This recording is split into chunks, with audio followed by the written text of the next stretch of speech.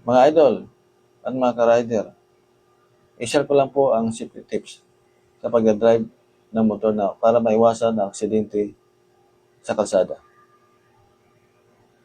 Based on my experience and research sa loob ng mahigit 3 taon, ito po yung natutunan ko. Ang number 1,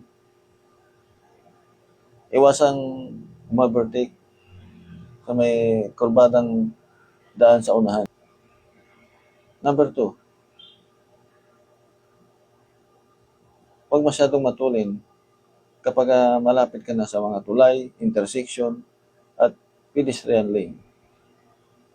Number 3, huwag masyadong dumikit sa mga malaking truck at bumuntot sa likod. Tips lang po para iwasin lang at aksidente sa pagmumotor. This ang number 1. Huwag magpreno ng bigla ng 100%.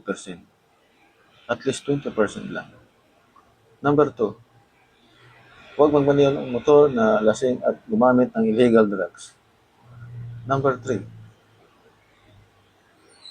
iwasan ang mga lubak-lubak. Number 4, sumunod sa traffic rules and regulation. Thank you for watching.